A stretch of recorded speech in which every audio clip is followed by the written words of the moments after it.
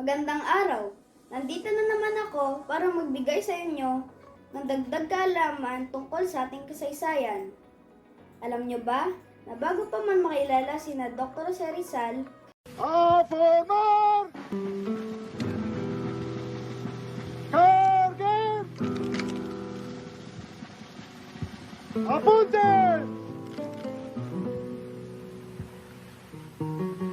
Consumatum est! at Andres Bonifacio, Sa atin ang bayan ito. Punitin ang mga sedula nyo! Mabuhay ang katipunan! Mabuhay ang revolusyon! Mabuhay ang Supremo!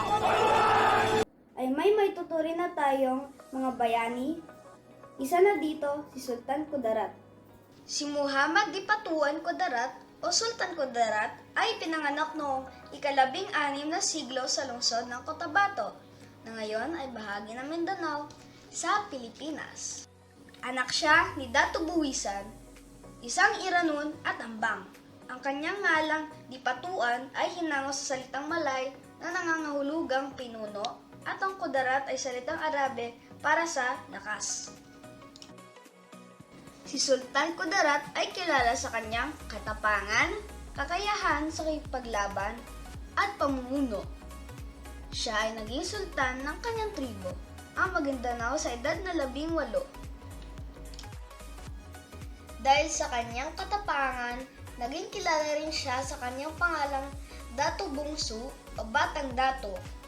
Noong panahon ng kanyang pamumuno, nagsagawa si Sultan Kudarat ng mga aksyon upang mapanatili ang kalayaan ng mga tribong Muslim sa Mindanao laban sa mga pananakop ng mga Espanyol.